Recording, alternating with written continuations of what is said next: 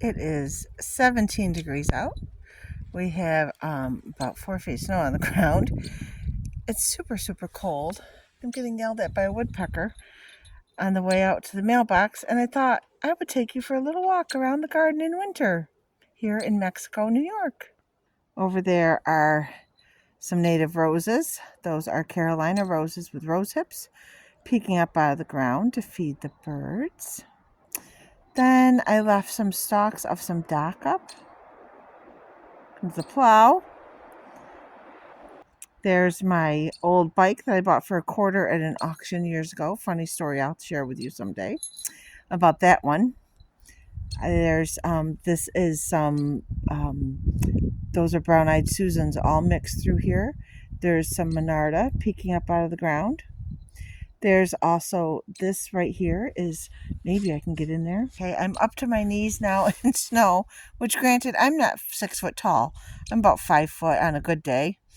And I'm up to my knees in snow to get this picture for you. So this is blue lobelia seed heads in there. And until yesterday, or this morning, we got a bunch more snow, about 6 inches.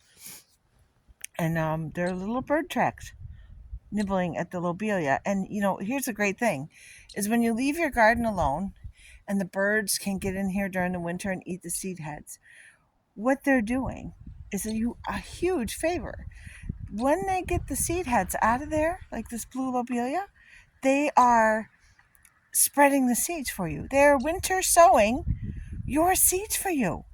How great is that?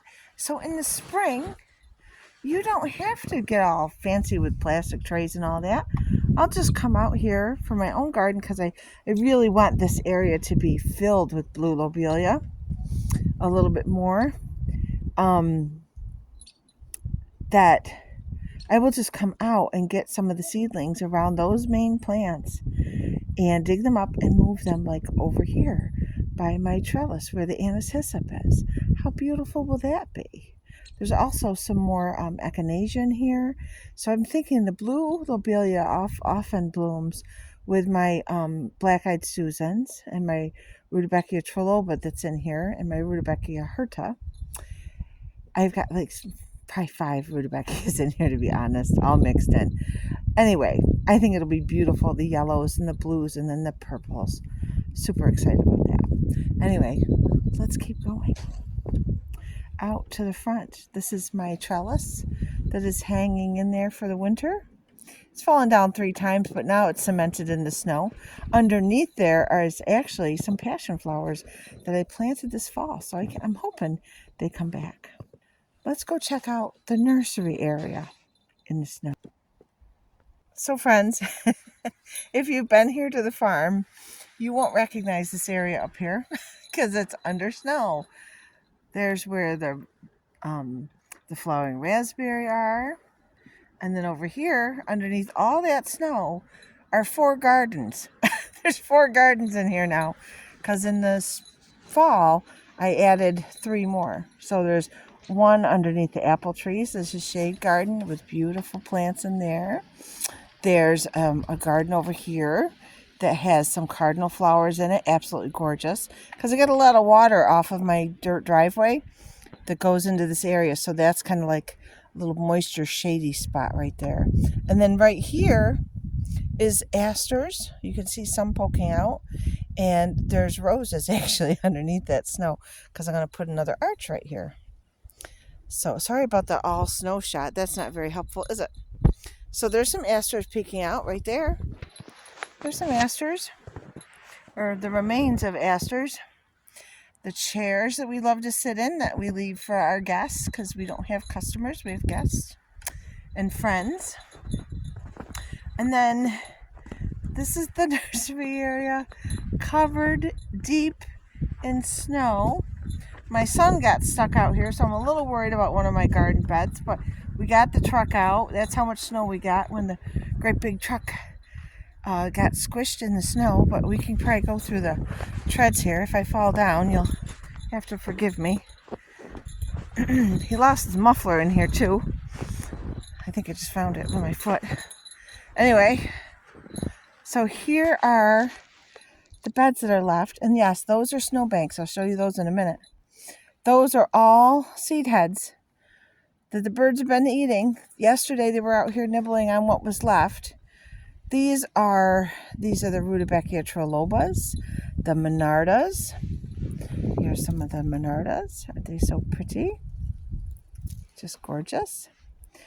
And here's some more Susan, some more Rudbeckias, and some coneflowers. And look, there's still little asters over there. So there's lots still going on in the garden, but it's not meant for us.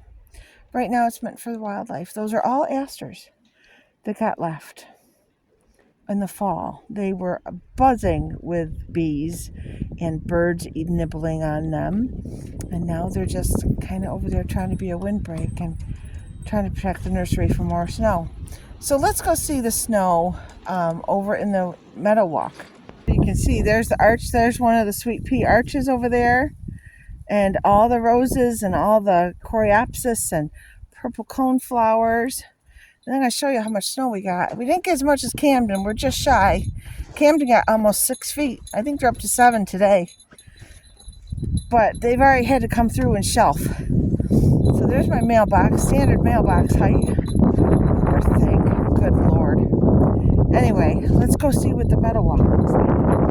This is deep, heavy snow, friends, and we got it in 2 days. So this is the meadow walk through the Maple Grove. And I'm sorry, it's really windy today. Not as windy as it was the other night. The jingle bell is from my hat. Got stuck on there somehow, and I've left it because it's kind of cute. Very cheery. That's the meadow walk in the snow. Let's see if I can zoom in on a couple things for you. There's the crab apple tree. I think I got to actually take that down and replant one. I'm not sure yet. But there's when you come by in the summer and there's like a wave of bright colors, that's the zinnia patch. There's coneflowers in there because they're my favorite. There's asters. Now there's rattlesnake master. The whole bed is a 50-foot bed that runs this way, runs that way. And then there's another new bed right up here that we just chock filled with native plants for shade and wet meadow, because this soil is very damp even in the summer. This meadow here, there's a vernal pool over there behind the big snow pile. That's where all the goldenrod was, along the side there. And let's see if I can show you where my aster patch was this summer, or this fall. It was absolutely magnificent. It's just this whole section over there was all purple with asters. Absolutely gorgeous. We had somebody come by and ask for seeds. I was super happy to share. Absolutely beautiful. All of a sudden, like in mid-September, I was like, where are all the bees in my gardens? I wasn't seeing bees. So I walked over here one morning, and they're all in the asters, because this whole swath had gone to asters. There's at least 5 different kinds of asters around the base of that tree. It was amazing and so much fun to identify them. And past the snowbank, past the big snowbank. This is all goldenrod, dogwood. There's some native roses in there that have been here forever, probably reseeding themselves. And there's I'm going to start having to call that the birch arbor, because that's really pretty back there, isn't it? That'd be pretty. It's pretty in the summer, nice and shady. But way in the back by those pine trees, that's where the propagation field is. And I'm so excited to be sharing that with you.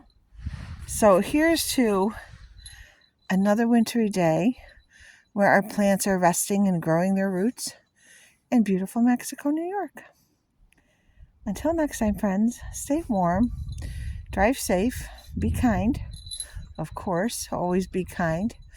And if you're in a warm state where there is no snow, think of us up here, because we're certainly thinking of you and how warm it is that you don't have to go out with 8 layers of clothes on just to go to the mailbox.